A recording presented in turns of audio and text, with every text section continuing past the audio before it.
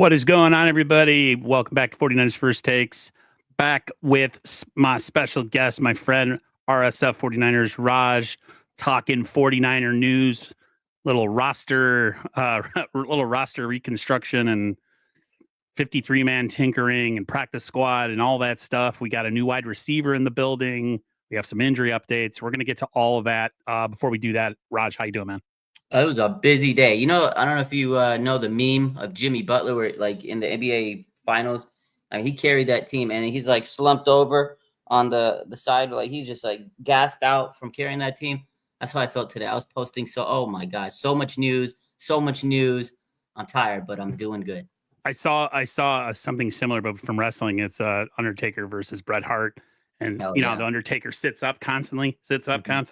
Yeah. Bret Hart's beating on him, and he just keeps doing it. You see him sit on the top rope and just go. Yeah, I remember that. Like, I'm done, dude. I've tried everything. The big news of the day. Let's get right into it. Marquez Valdes-Scantling signed by the San Francisco 49ers. We know what's going on with the wide receiver core. Niners are in a really big pickle right now. The only thing is a sure thing is Ricky Parasol. Everything else is kind of up in the air. So the signing of Scantling, not something I expected personally. I haven't looked at anything the Niners have done lately and recognized any names until today. It was like the first time I recognized a name with the signing. So what's your thoughts on the Scantling move? And then we could talk a little bit about also a little Kendrick Bourne whisper going on as well. Yeah. So, obviously this wide receiver department is thin. You hit on that.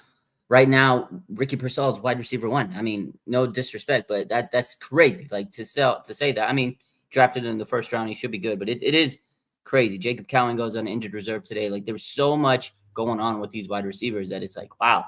Like people were begging to get Robbie Chosen on the roster, but he got on the practice squad. So Marquez Valdes-Scantling, he's been on a lot of teams. Like he's kind of, I guess he's hit the rainbow in the NFL. He's been on the Chiefs, he's been on the Seahawks, he's been on the Saints. Now this man's been on the Bills.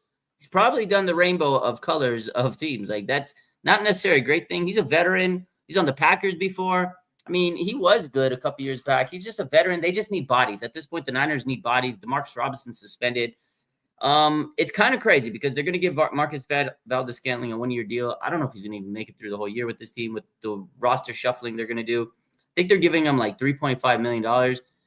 They probably could have got Amari Cooper for maybe $1 million more than give him the incentive. So I don't know, man. Is Marquez Valdes your best option? No, but they also are hoping that Ayuk comes back. Jennings is going to be good to go. So I get it, but the 49ers have two wide receivers from the Chiefs Super Bowl team that beat it. It's like, I guess if you can't beat them, bring them onto your team, right? You got Marquez Valdes-Scantling and then Sky Moore. I saw yesterday, I posted that he was deciding between the 49ers and Steelers. So that was the news this morning. He came to the Niners and said the Steelers. But, again, you just need bodies. You need depth because their wide receiver corps is just battered right now. It's crazy. So, I don't hate the move. I don't love it. It's a move they needed to make because they don't have wide receivers. I would have liked maybe to get someone else, but I know they're being, little frugal right now. They have a lot of dead cap. I think they have the number one dead cap in the 96 NFL. million. Yeah, so that's probably part of it. They don't want to be one of my topics. I was going to ask you, what about that cap hit? Yeah, they don't want to be paying these guys when they're not on the team anymore. So I understand where they're coming from, but it is, I'm not going to sit here and say that Marquez Valdes-Scantling is going to be this game changer. Last couple of years, I know he's had some issues with drops. People were like not happy about them signing him, but they just need players. So overall, you need some guys. Beggars can't be choosers. Nope. Aaron. I'm at the point right now where if he's an NFL body, I'll take him. And I don't mean just like any NFL body. Like if he's proven himself in the league, at least to a certain degree, that I'm okay with the move. Like he can function in an NFL starting lineup for a couple weeks until we start getting some answers. You know what I mean? Like if you're telling me he's the answer all season because something happens and we don't, Ayuk doesn't come back and Jennings wants to be traded, which is not going to happen. But like, yeah, I'd have a concern, but he's here for essentially some insurance. So correct. Give Brock somebody he can throw the ball to who he knows can actually catch it. Tyreek Owens isn't the guy. So I love him to death, but sorry, dude, not going to happen. But yeah, I'm okay with the move. I'm not, like I said, it's the only move that we made so far in the offseason where I've recognized the name. I haven't recognized any, especially with these defensive line rotations that we needed just to get through the preseason. And I'm just like, who's that guy? There's I like mean, video. When I was, making all these posts today and yesterday, like sometimes, the roster, you watch the team, I go to all the trade, like, them, but then there's just like certain guys you're like, who, like, you like, or they're on the team, but you're like, I forgot we had them. Like, and then for me, posting a picture of like Derek Canteen or like, guys like that, William Bradley King, they don't even have a picture of them in a 49er uniform. So it's like, what am I? So I just use an old picture of like on another team. I don't like the aesthetic. For me, I like to have, the guy being a Niner uniform. So I'm posting it and I'm just like, yeah, they don't even, it's bad when they don't even have a Niner uniform. They were just there. They were literally a camp body. It's funny. It's like when you play Madden and the guy's not recognized. Yeah. And it's just a black silhouette. That's when you're like, God dang, who are these people? Yeah. So I'm cool with the move. Like I said, it's a temporary fix to seems like a long-term problem, at least. Yeah, like you said, a long-term problem for the short term. Sucks, man. It really sucks. A guy with a pulse that can play receiver. At this point, that's what he's actually caught a pass from like an NFL Super Bowl caliber quarterback. So correct. And Brock is a Super Bowl caliber quarterback. So if you don't agree with that, whatever. But he's my guy. Let's I don't know if you want to we could talk a little bit about the Kendrick Bourne rumor too. Yeah, let's move on to that because after this MVS news, like literally 20 minutes later, Kendrick Bourne gets, I guess, released from the Patriots, or they said they were going to release him. Then he officially got released. And then a developing story happened where Matt Mayoko basically says the 49ers have high interest in bringing back Kendrick Bourne. Like, he was the locker room tone setter a couple years ago. We all know KB. Do you love him? We love KB. But he also said that the other teams that the 49ers are kind of competing against or potential suitors for Kendrick Bourne, I got the Commanders, the Vikings. Commanders and the Vikings along with the 49ers. Those are the three teams trying to get Kendrick Bourne. And according to Mayoko, he says these teams all have executives who were with the 49ers when Bourne was with San Francisco. So, of course, Adam Peters, John Lynch, and I can't remember who was with the Vikings, but he was on the 49ers front office. So it's crazy. KB's going to go back to people that know him, obviously. But what do you think? I'll answer it too, but what do you think? Should the Niners bring back Kendrick Bourne? I mean, I was never a huge like rah-rah guy for Kendrick Bourne, like talent-wise. I loved his energy, but I mean, I guess he knows the offense.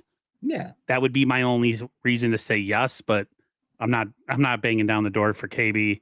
There's a lot of people that agree with me on X that are a lot more, inflammatory about the remarks.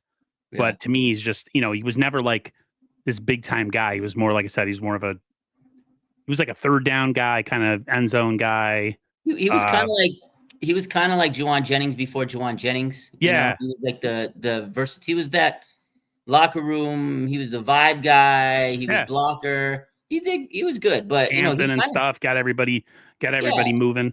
He got better. I mean, if they want to sign him, go ahead.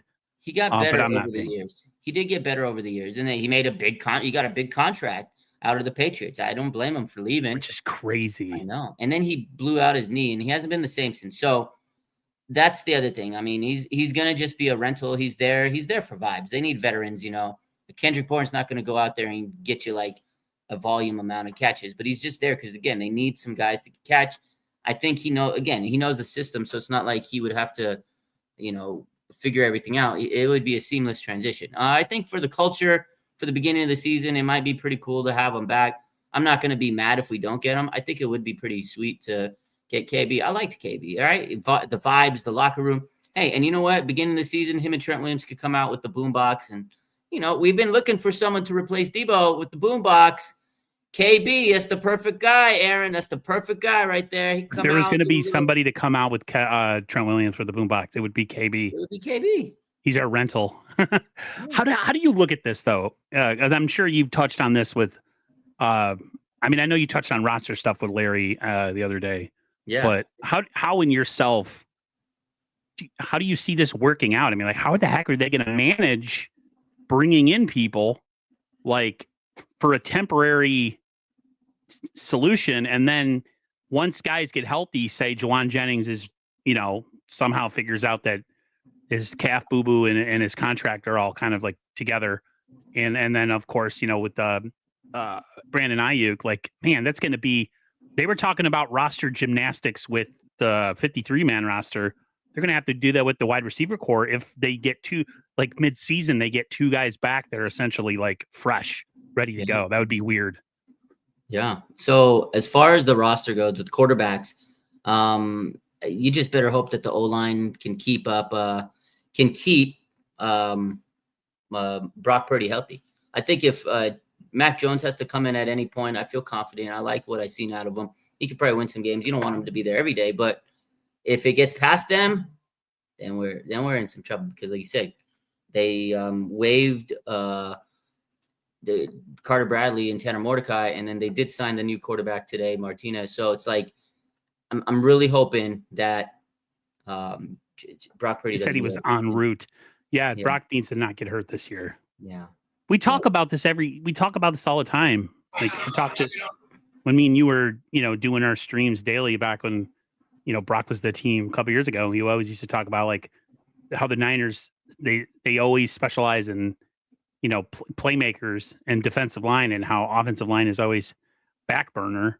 And us 49er fans are always crying about it, especially when, injuries to the quarterback position. And yet again, even with the roster cut downs and all the movement and stuff, not one offensive lineman, not one backup offensive tackle, nothing. It's just like, man, I'm glad that they're fortifying and trying to add things, but it is a little bit off-putting that they just do not seem to care about offensive line. I know, it's frustrating. That to me is the biggest concern, because you looked at the O-line, and we'll touch upon it a little bit more, but that 53-man roster, they kept a lot of linemen, like 10 offensive linemen, which is a little uncharacteristic, but it's telling me that they're really uncertain about the depth behind the starters. Like, they know the starters are there, but even Ben Barch, right? They have several offensive linemen or interior guards.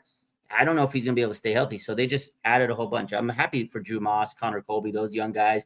I think they can be good. They'll probably end up starting, but like, there is uncertainty on that O-line, and they don't really necessarily have a swing tackle. They have they have a couple tackles, but they're not guys that could play either side, or they're versatile, or it's just like, damn, if Trent Williams goes down.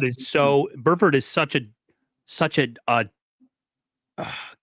question mark, whatever you want to say, at left tackle. There's no way they would ever ask him to do double duty when he could barely do, backing up. I mean, he did solid in the preseason, but I mean, Raj, if you had to win games down the stretch, are you comfortable if Trent gets hurt? If Spencer Burford is neither am I. And that it's always like 49er fans, people say we're entitled and we're spoiled and we bitch and complain. But one thing 49er fans can universally agree on is offensive line is never priority. And now they have a roster depth chart full of just a bunch of mid to low mid players. So it's like, they don't. Look, we're keeping a lot lot, but none of them are like, wow, okay, they're top heavy. This is what I said last night. They're very top heavy, like George Kittle, CMC, Trent Williams, Brock Purdy. Like, they have some studs, Deommodore Lenoir. But then if they get hurt, yes, those depth guys, we don't know.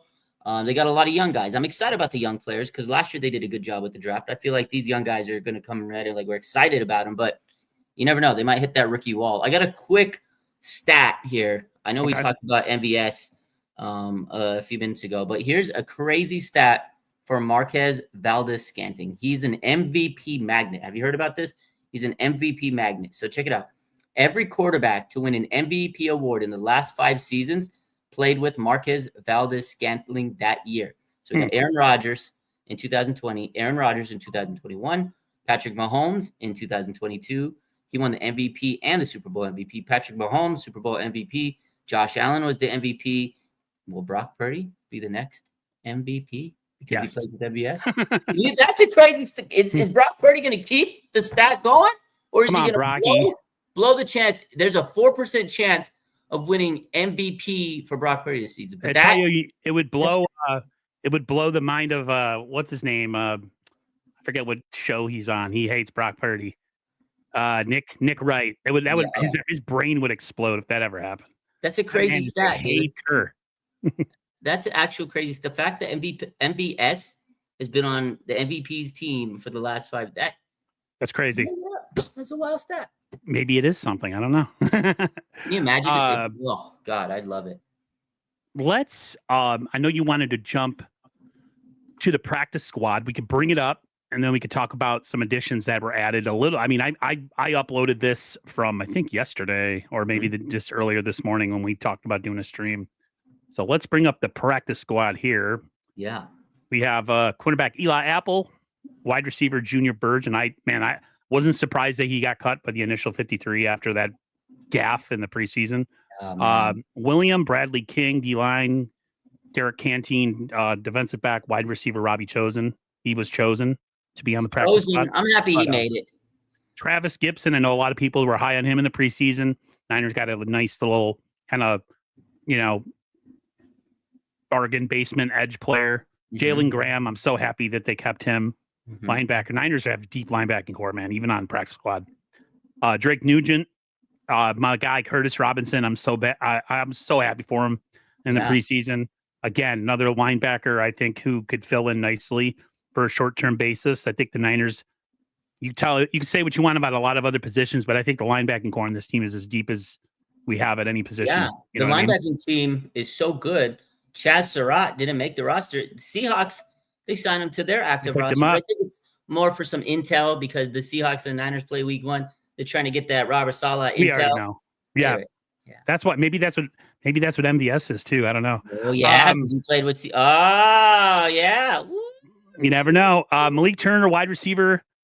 Sebastian Valdez, Hulk. A lot of us were pulling for him, including myself. Kind of again, one of those like guys UDFAs that didn't like that were the talk of training camp and stuff. He made the team. Tight end Braden Willis. I have no idea why he made the team. Whatever. He was better than Jake Tonges. They kept Jake Tonges on the active roster. Actually, Braden Willis deserved to make the 53-man roster. Jake Tonges is besties with George. That's why, dude.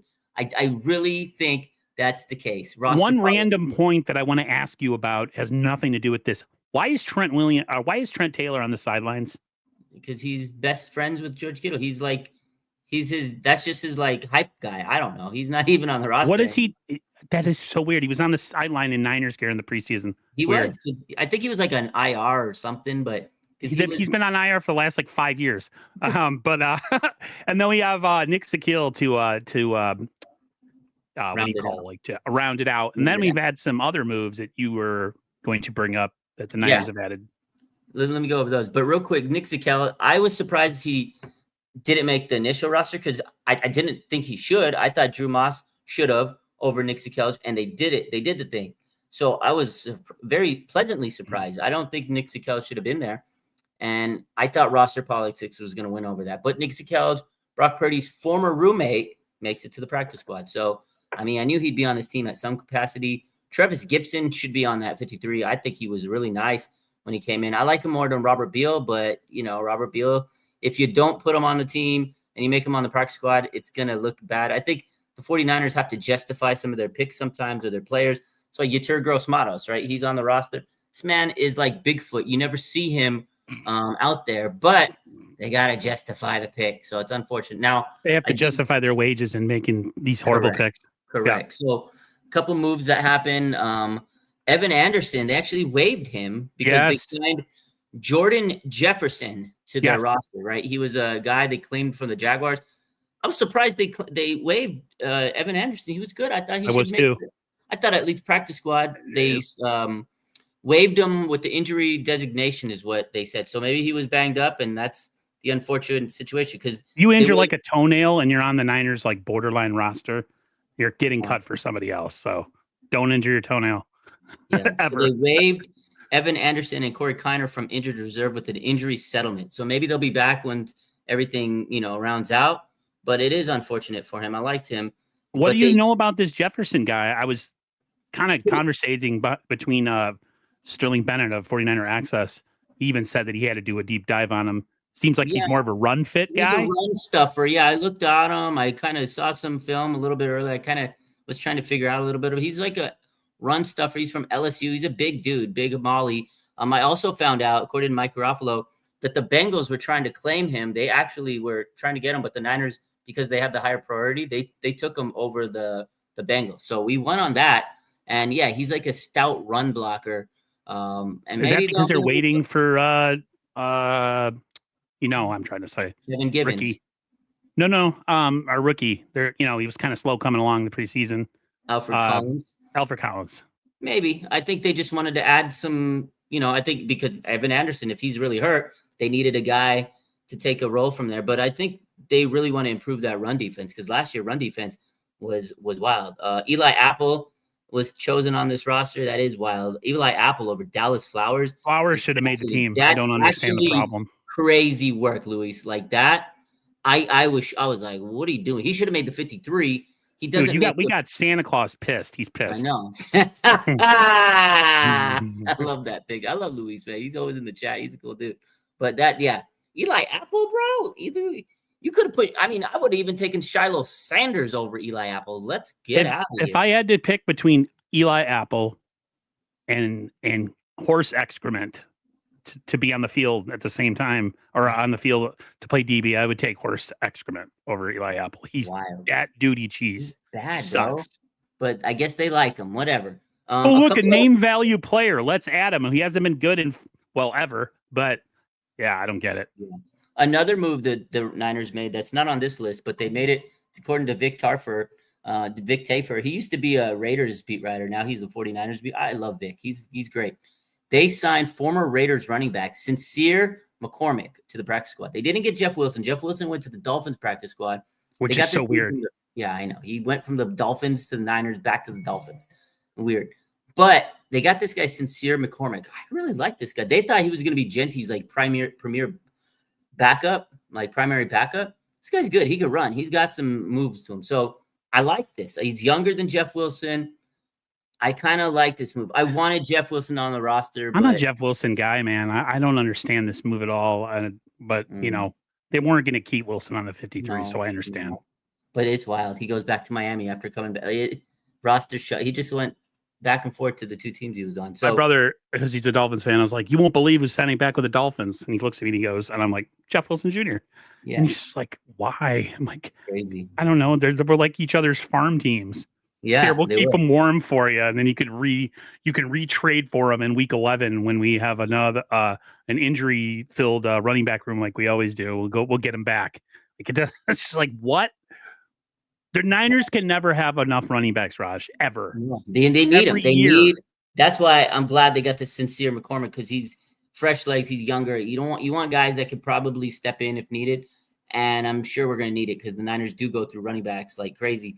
And Isaac Guerrendo, I love him, but come on, man, that guy's injury prone. We need some guys. We need guys that stay healthy. I swear, some of these guys are like in witness protection program. You don't see them for a really long time, then all of a sudden, hey, look, they're back on the depth chart. It's like, wait, where? Wild. Couple things. So there was one more player that they signed to the practice squad today. I think I mentioned earlier, is the quarterback, former Jets quarterback, Adrian Martinez. Yep. So he's your QB3. You got Brock and you got Mac Jones. Now we figured out who QB3 is, Adrian Martinez, because they waived the Nepo baby, Carter Bradley, which I was actually surprised. I thought he was going to be on the practice squad. And then Tanner Mordecai, that man did a lot of somersaults this offseason with the team. Niners are. I've never seen a team that uses their roster like it's. I've never seen it before. Like the way the Niners manage their roster, especially when they have injuries and in the preseason, is just, man, talk about a cutthroat business, bro. Yeah, it's like back and forth. Cut them, bring them back. Cut them, bring them back. Cut them, bring them back. Cut them. We don't want you anymore. Hell, just kidding. We do need you. We need you. I guess. Just kidding again. We don't want you. Like, dude. Hey, you know what? Maybe these guys. You have to think, Raj. The minimum they make is pretty damn good to the normal person. Mm-hmm. So, I mean, if somebody tells you they're going to cut you a $250,000 to $450,000 check to be on a team for maybe the next 4 weeks for training camp, I'm going to sign the money. I'm going to do it. Yeah.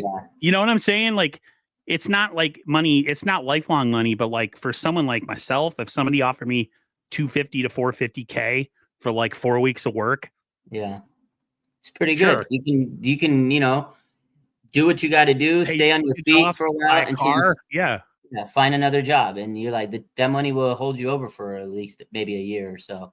Yeah. You know, yeah. Yeah. So If you live it's in good, man. California or New York, Yeah, especially you go to New York or California, that'll last you maybe 3 months, but you 6 go months, anywhere else, right? yeah, you go That anywhere is else, you'd be crazy. good, maybe a year. So, a couple other moves here that I want to get to. So they brought back the punter, Thomas Morstead. He told us to relax when they left him off the initial 53-man roster. I was like, what are you doing? No punter? But they will be punting the ball this season if they need to. Thomas Morstead's back. They had, you know what they had to do? They had to put Jacob Cowing on the injured reserve list to make room for him. Like this guy, Jacob Cowing, man, I don't know if he's going to really have an impact. I feel bad for the guy, but that hamstring injury is bad. If they're putting you on the injured reserve to bring back the punter, it's not a good look. And then they're bringing back, they plan on signing Russell Gage back to the 53-man roster. They got to make a move for it to be official, but they need him. He's good. You know, they got thin wide receiver corps, but yeah, Russell Gage will be back. But Jacob Cowing, man, what's your take on Jacob Cowing? Another one of those miraculous Kyle Shanahan draft picks that nobody makes any sense out of, or we can't make any sense. We've done it with Dante Pettis. Some people, to an extent, will say that it happened with Ricky Pearsall, but he's definitely changing that narrative. But yeah, I don't understand the move either. I don't understand the Kyle Shanahan's thought process when he drafts these guys. But yeah, he's a head scratcher for sure. I just don't understand the thought process with Kyle. Kyle should not have any draft privileges when it comes to drafting wide receivers past the first round. I just think I don't know what he's looking for. Yeah, I don't have much to say about Jacob Cowing. He's been injured most of his career that he's been with the 49ers. Kind of like, some other players, but Pettis, Jalen Hurd, Danny Gray, they just can't stay healthy, man. Wide receivers that the Niners take, other than Deebo Samuel, and I hope Ricky Pearsall continues to play the way he's looking. It's just not good, man. Hope Watkins isn't the same thing. You know what, man? Yeah, I was thinking the same thing because Watkins, but we said that about Danny Gray too, Blooming Cash. Like we saw that one big throw from Trey Lance in the preseason. We're like, oh, we got a speed guy. Yeah. And then there was nothing ever again. A lot of people did that with that Nader guy in training camp, who literally, as soon as the pad came on, disappeared. He disappeared. Yeah. It was, my God, he got a catch. Because you know what Danny Gray did it in training camp? I remember joint practices. I want to say it was with the Vikings. Yes, it was joint practice with the Vikings. And I mean, deep sideline. I remember I was like, oh, man, Danny Gray. And then he does it in the game. And I'm like, oh, man, Danny Gray. Good Danny Gray. I think it was a Packers game, right? Preseason game. And I was like, uh-oh. And then he was never the same. Got hurt. He was trying to do punt returns, and he muffed it one day. It was all bad. He got hurt on the muffed punt, I remember. And he just never looked good after that. And now Jacob Cowing, it's just kind of the same route. Dante Pettis, same route. Hamstring issues. Jalen Hurd, he was the preseason. It was like everybody. If Jalen Hurd after that one game against the Cowboys, you would have thought this man was the second coming of Jerry Rice. Everybody's he broke his body in a preseason game. Yeah, but everybody, whenever he was coming back, I remember I could hype him up. I remember Jalen. Anytime I post about Jalen Hurd, that post is going viral. Like it was, wow, Jalen Hurd, but he couldn't. His body couldn't take it. Crazy. The Niners they need to just sign all wide receivers via free agency. No more drafting anybody. Oh man. So there was some good news. There was some good news today, Larry. Yeah, or Aaron. There was some good news. Yeah, I wish. I'm always talking to Larry here, but there was some good news today. We've been talking about some bad injuries and this and that. So Upton Stout came back to practice. That's huge. Jordan James came back to practice today. That's huge. The two rookies were back in practice. And then there was two really good updates regarding some players for week one. Dominic Pooney, he's trending towards playing week one. And so is Yetur Gross-Matos. Yetur Gross-Matos, again, Sasquatch, Bigfoot, I don't know. I'll believe it when I see it. But Dominic Pooney, that is good stuff. Ben Barch looks like he could be aiming towards week one, or do you think you were going to see Connor Kobe? I mean, Dominic Pooney or Ben Barch will play. He'll play. But here's the thing. he's going to play, and then he's going to get hurt. I hate to throw it out there. It is. Ben Barnes It's has true. not proven that he can stay healthy. So I do think, Aaron, that Connor Colby eventually will be our starting left guard. My prediction last night to Larry was by the end of the season, Connor Colby will be your starting left guard. I want to transition to the Juwan Jennings contract. Let's do it. I want to play the John Lynch soundbite because it's pretty telling. This is big. It's pretty telling where they are with this. I personally think it's kind of a 50-50 split. But John Lynch, body language, kind of the shifting of his butt on the chair, kind of figured he wasn't super comfortable talking about KB. It sounded like he took a stand, especially with the trade rumor stuff. So here's the Jennings clip. Is it worse than you originally had thought it was going to be? Yeah, but I also, calves can take a long time. That's one thing with that injury. Played with guys who they can take a while. So. John, I'm sure you may be aware that there's been some conjecture that there's more than just a calf going on, given his desire for a new contract and everything. Are you convinced when he is healthy that he'll be ready to play? Well, there's a lot that goes into that, Eric. Ideally, everybody has a training camp. Everyone's out there. That's a perfect world. But, he's been putting in work to the side, and we'll have to make that judgment when the time comes. The other thing is both things can be true. He wants a new contract and he's got a hurt calf. So I think people want to assume one or the other. Both things can be true. When you make your decisions on the wide receiver position specifically, do you have to do it assuming you might not have Juwan for the first few weeks? I think we make every decision on this roster with so many things in consideration. So, yes, of course. Has he asked to be traded? A while ago he did, but that was a long time ago, and we've moved on from that. That was during camp, or was it before? I'm not getting into when it was, but it was a while ago. John don't seem too happy about this situation, man. He does not. That was a while ago. You never see him like that. No, he was pressed. Well, because the thing that I've been hearing, and you tweet a lot, because you have your brand, RSF 49ers, you're always breaking news. One of the things, I don't know if it was you, it could have been like you and like 6 other people, is that the Niners didn't appreciate because they just did his contract last year. That was mine. Yeah, it's Tim Kawakami wrote that article, and it's not a priority for them this offseason to restructure him. So and they've been pushed into making some bad decisions recently, especially with the the re-signing of or the extension of Brandon Ayuk and how that turned out. Yeah, seems like there's a lot of frustration. To me, I think he's hurt, but I think he's not hurt to the extent that if his contract all of a sudden got fixed, that his calf would probably suddenly be, I would say, at 85 to 90%, right? Yeah. You know what I mean? Like I don't see it being a big of a problem as they make it out to be. I think it's more to do with the contract. I agree. And I've said this all along. I said, well, maybe initially I didn't. I was like, okay, it's the injury.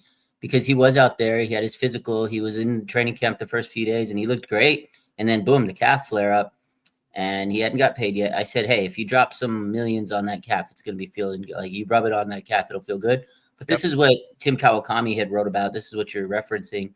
It says, Juwan Jennings' lingering calf injury and contract stalemate could possibly get him placed on the injury reserve. But obviously he didn't.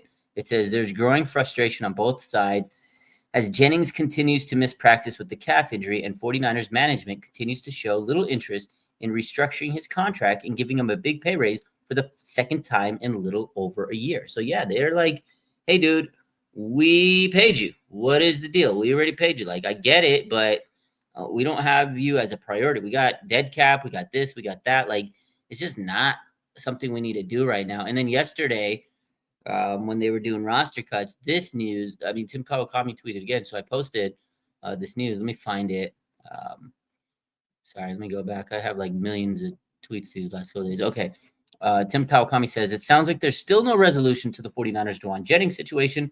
I don't think that either side has ruled out anything. I don't think that either side is happy. And then obviously, if you looked at the body language of John Lynch today, He wasn't happy. The energy was so bad. He was like pissed. Like, I'm not going to answer. I'm not going to.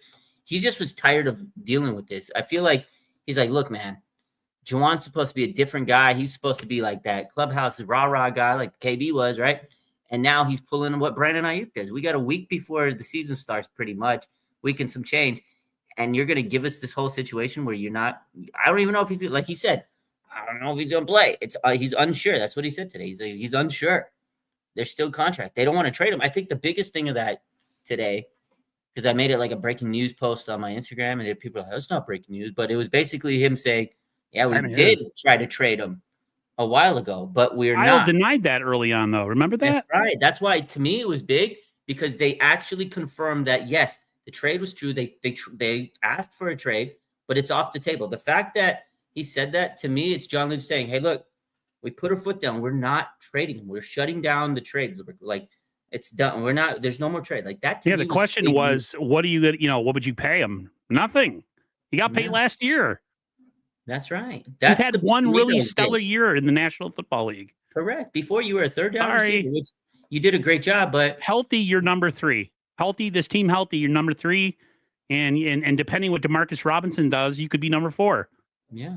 Honestly, I hate to be that way because he was such a killer for us last year, but like, right now, you go into the season right now, everybody's healthy. You have Ayuk's 1, he's your X, and you got number 2, you have Ricky Pearsall. That's why they got rid of Debo, because Ricky Pearsall, they're expecting them to take another step. All of a sudden, Demarcus Robinson gets signed. We see in the preseason, it's like, wow, he looks like he might be the 4th. If they didn't have, I'm telling you right now, if they didn't have the Demarcus Robinson suspension, I wouldn't say they would trade him, but like, you want to sit out, you want to get fined by, like they wouldn't budge. The fact that it's kind of like a 50-50 thing right now, and they would love to get something done, but at the same time, they really just want him to play through the money that he has. If they're healthy right now, this isn't even a discussion. Yeah. And who knows what Watkins could turn into? Then he could really become expendable. So yeah, he's lucky that they're in that situation that they're in right now. And I get it. He's taking the advantage. He's using this as leverage because the wide receivers are in a crappy situation. Maybe it's his agent. Could be his agent, but it is frustrating, man. The fact that you got paid last year and now you want more money. And we talked about this many times this offseason. It's like, hey, dude, you can't set the precedent, because if they pay Juwan Jennings and they crack and they budge and they pay him, everybody's going to start shutting. Yeah, it's going to be this. It doesn't matter. We don't have to honor your contract. It's like a contract doesn't mean anything. And that's what the Niners are saying. Hey, look, I feel like, paid you, man.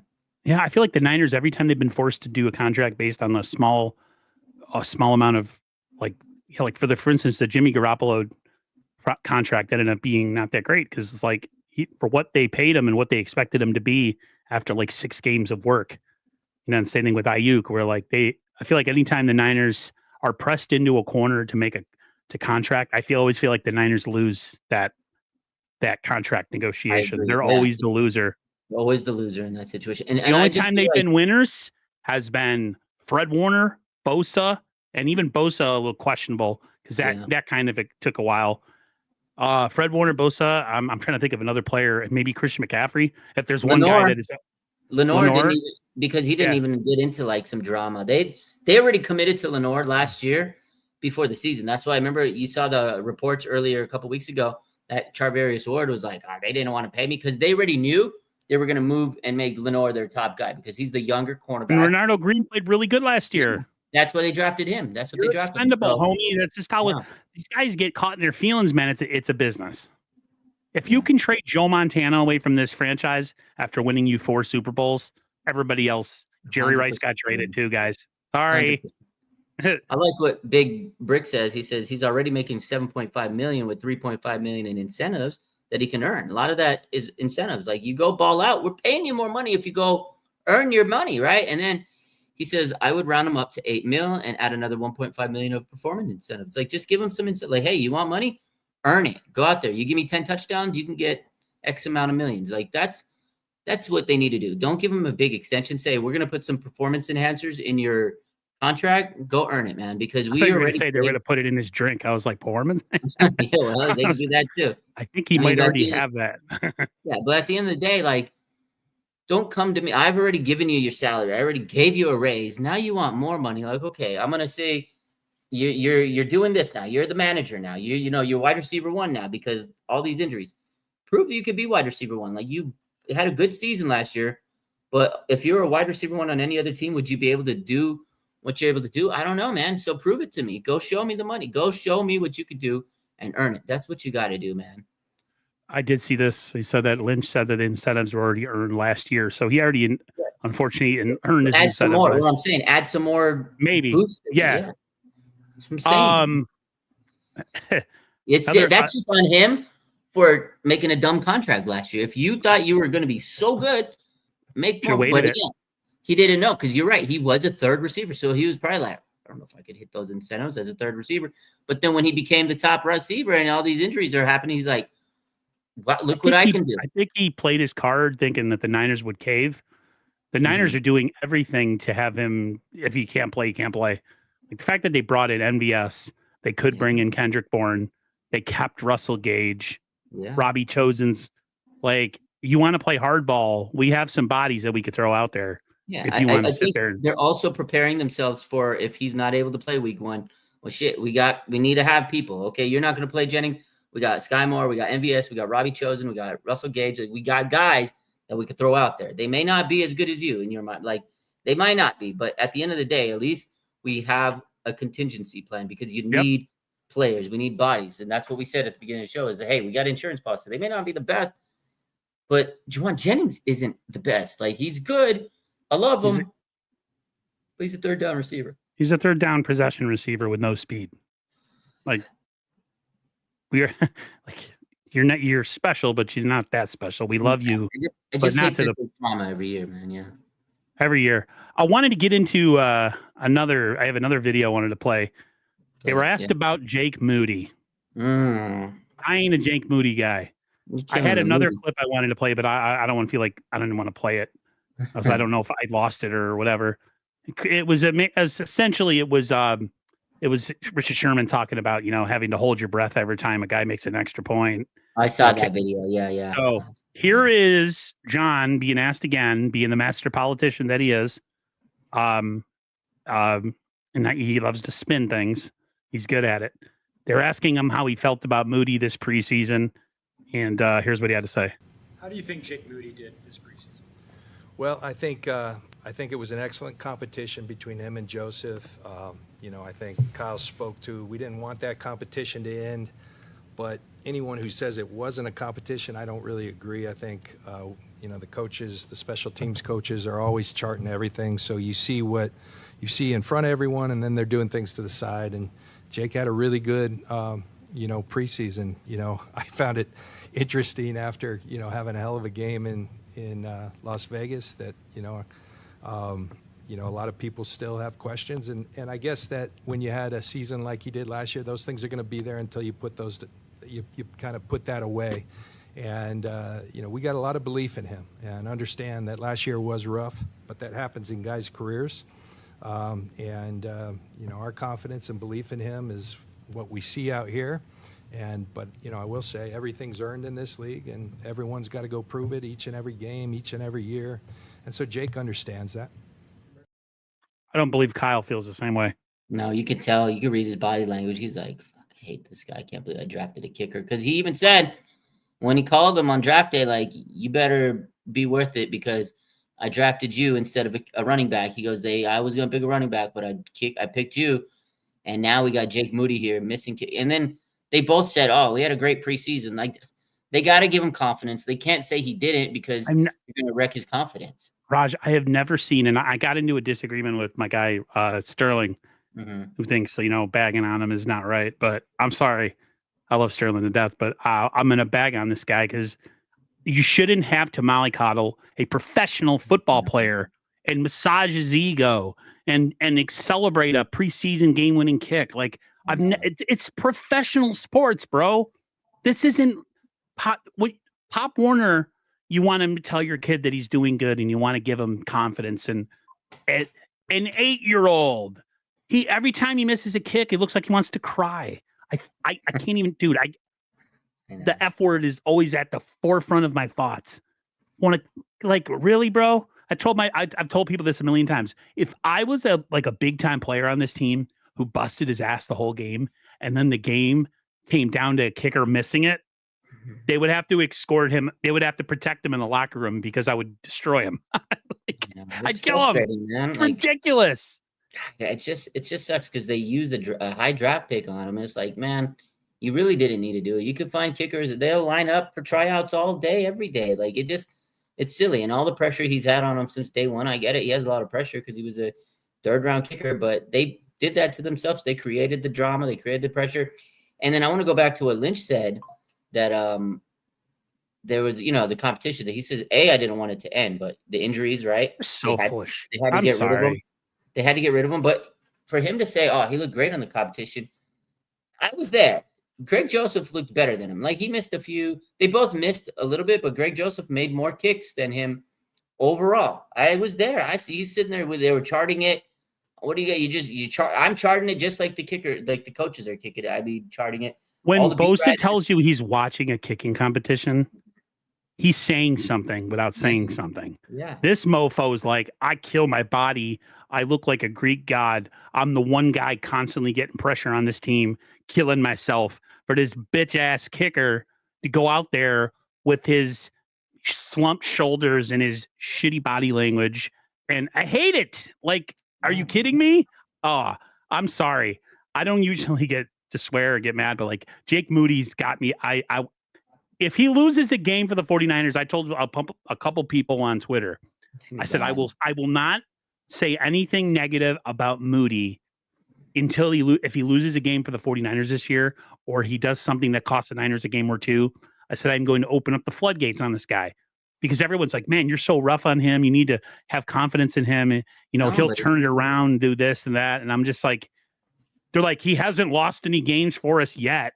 What are you talking about? I'm like, really? That's where we're going at? He puts us in positions where it's like it's a roller coaster sometimes. It's like you got to hold your breath. And then the other thing is, it's like, as I said this earlier, they try to justify their decisions, right? They're trying to justify the fact they used the third-round pick on freaking Jake Moody, man. It's tough. Why do you think they take so long to get rid of certain players off their roster who they know suck?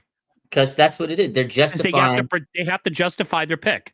Correct, 100%. Like Nick Sakiel. Was Nick Sakiel a draft pick?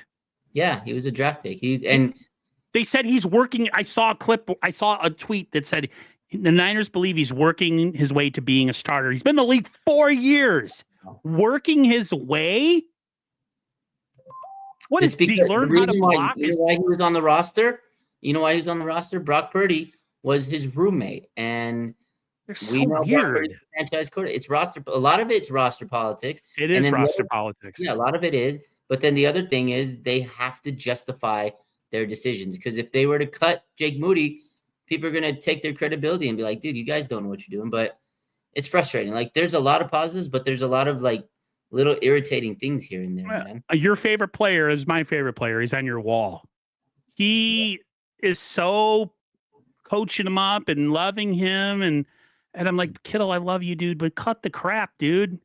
He's a grown man. I understand now. I still think it was kind of a bitch move to do. But when Debo laid that punch on freaking our long snapper and was trying to go after Jake Moody, I felt that. Now, if Debo would have actually done some work last year and played well, then I think it would have been more justified. But it came out like a bully. It came out bad because he had a season with pneumonia and he wasn't great. But imagine he was like a top 10 receiver, and then he goes out there and he takes a swing at him. People would have been like, yeah, that's the top 10 receiver. If Jerry Rice does the same thing, everybody's cheering him. Yeah. Exactly. Like Jerry Rice punched Mike Kofer in the back of the head for missing a kick. Everybody's like, yeah, you got to learn, but because Debo and, Moody, we got to massage his ego because he's sensitive. It looks like he's going to cry. He looks like a kid who got his books dumped in school every single day. He was, but the thing is, he was not bad when he first came down. I know the ankle injury might have messed him up last year, but I think a lot of it's here. But I'm hoping he does good because right now he's our kicker. But I do think that his leash is short. I think he's on thin ice. I do think that maybe Greg Joseph's on speed dial, or there might be another guy. But I do think that they're going to have a short leash on Jake Moody. I want to give you a couple of these like lightning round. Something I haven't asked you because I haven't streamed with you in a while. I wanted to get your take on how you felt about the Brian Robinson trade because I thought it was great. I just wanted it because I know you've streamed with Larry since that. I don't know what his opinion. I think not.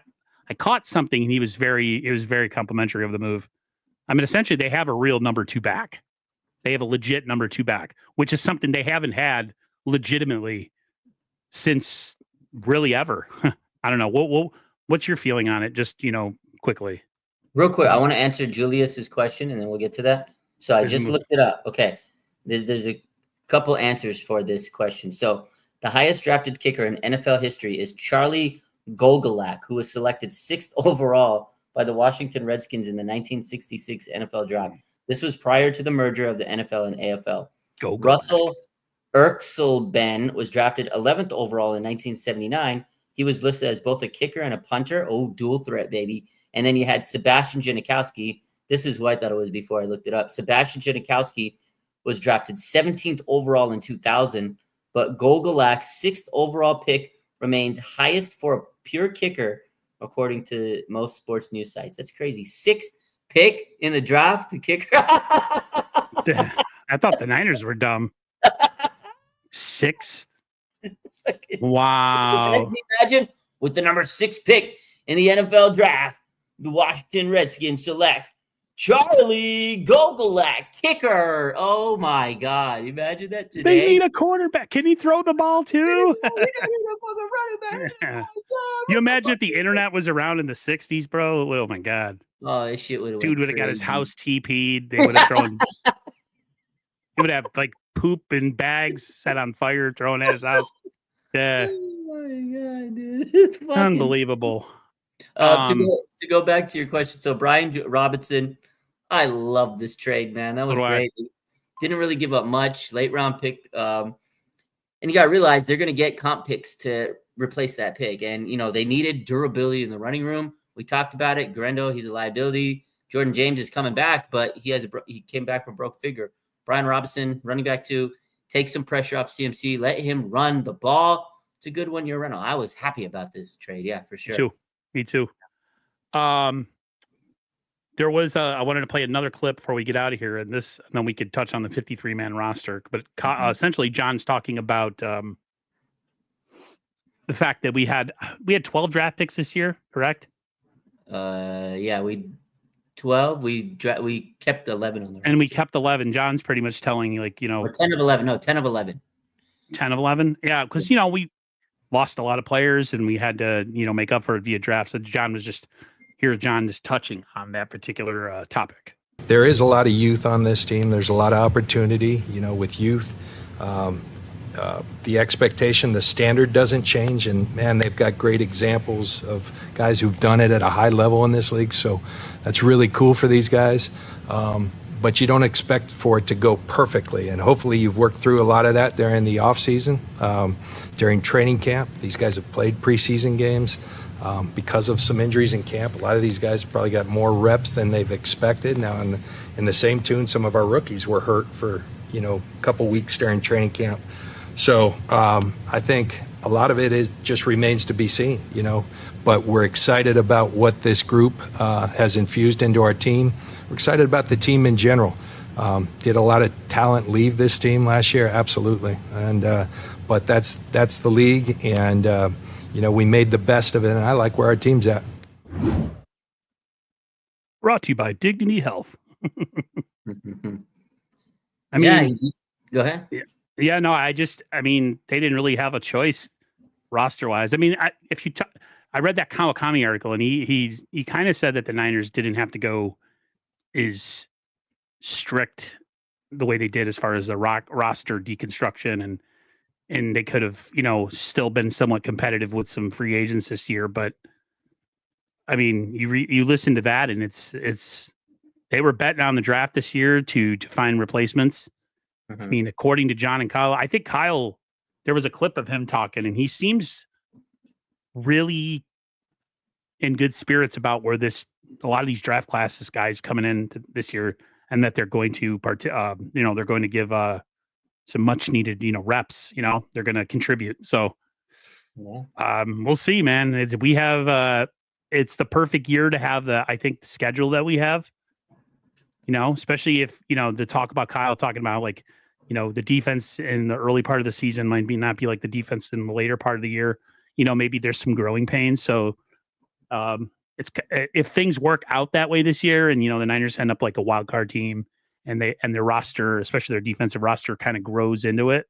That's kind of the best case scenario for me. Yeah, no, I get it, and they probably could have got maybe another big time free agency or whatnot, free agency.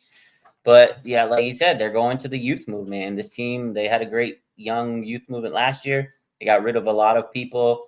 I think again, they got a very young team. They're going to hit, have some growing pains and stuff, but they believe that these young players can be the next wave. Because again, you got rid of some superstars. Now you need to make some new superstars. That's what they do. They build through the draft, money ball a little bit. They get, cheaper guys. And again, we touched on that dead cap. They had to kind of shed some of that. The best way to do it is just load up on young talent. And if they hit, man, you're great.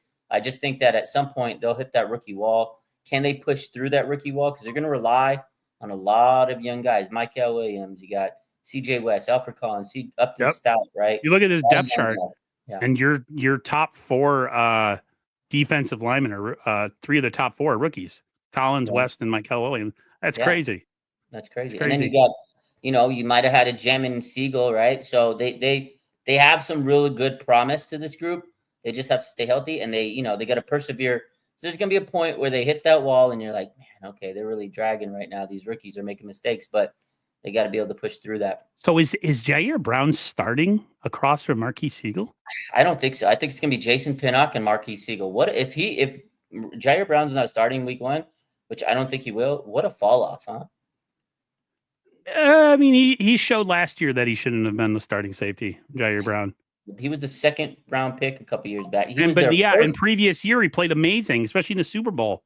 He was their first pick in that draft that year in 2022. That's crazy. And then you look at our linebacking core. I mean, Nick Martin. I was so wrong about him. A lot of people early in. I was like, wow, this guy needs a year. Because, you already, Alfred Collins is kind of behind. In some clips he looks okay. In some clips he's getting moved, 15 yards downfield, 10 yards downfield. But, like, the one that really got to me was, like, wow, he looked so bad in that first game, D. Winters. And then every game got progressively more instinctual and better. And now all of a sudden I'm like, dude, Fred Warner, D. Winters, Nick Martin, Tatum Bethune. I wasn't worried about Nick Martin. I remember the first week I was like, okay, he was overzealous. He just needs to slow down. He was like unorganized chaos. They said, if you organize that and slow it down, he'll be fine. People are like, no, he sucks. What are you watching? He missed him. I remember I tweeted that. People are like, no, stop being a homer. I was like, he'll be better. Just give him some time. And he says he knows he needs to work on it. Second week, he still missed a few, but he was so much better. He was all over the field. Third week, I'm like, wow. So the amount of improvement he made in a short amount of time, very promising. Is very promising. So again, you also got to realize last year he didn't play a lot of football because he was injured at Oklahoma State. Of our draft picks, there's a lot of draft picks, and 10 of 11 made it. And can't get him off the screen. Sorry about that, guys. It's all good. So like last year, he was injured. He had an MCL injury. So I think he was like eager. He was chomping at the bit. I think he was a little overzealous, and he might have been nervous. It was his first game playing with the team. He was trying to do too much, but it's slow. You can tell the game is slowing down. Once it slows down for especially a linebacker, it's over, baby. He's gonna be good. He's a special. I think he's gonna be okay. I think keeps playing the way that he is. Maybe he takes over for D. Winters at some point. Yeah. I mean, D. Winters definitely earned that spot. But I always feel like certain spots on the team are locked. And then part of me always believes that certain parts of the teams are always fluid. Like the guy is the number one in the depth chart, but like if there's enough play from someone who's better, that they could come along and change that depth chart. But I mean, it's good if he's your number 3 linebacker, especially on base downs. I think you're gonna be okay. Tatum Bethune looked great. Curtis Robinson, what a comeback! I know that's not on that roster. That was on the practice squad, but this Niner teams, man, it's a lot of unknowns on this team this year, Raj. It's going to be interesting. Yeah. Week one is I'm nervous, but at the same time, maybe there's a form of excitement because there isn't bad tape on anybody we have, and they're all fresh, and they all haven't played.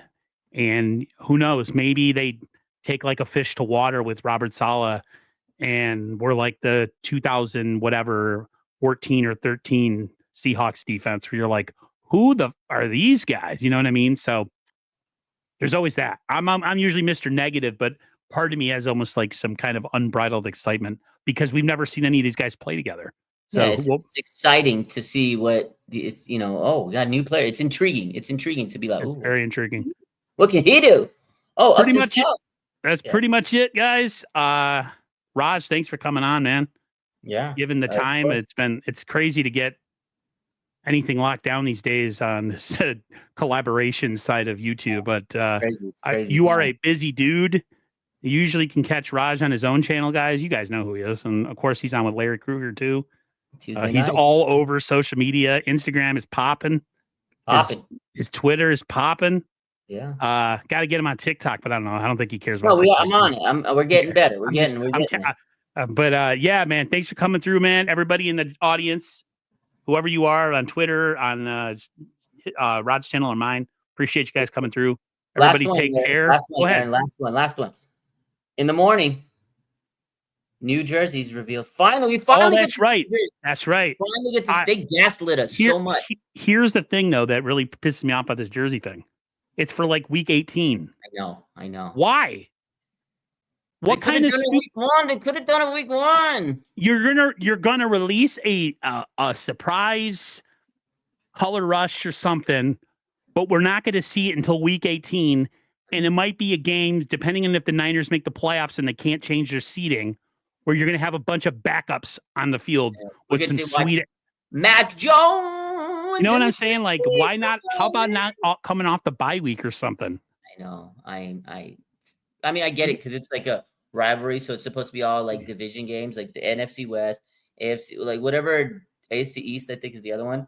Those are the two divisions that get them, the rivalry jerseys. I feel like that this was another Diner team in like a Super Bowl year, and they were more confident in their team. I bet you that thing doesn't come out in week 18. I bet you it comes out in week 1. Week 1, bro. Like, you know what I'm saying?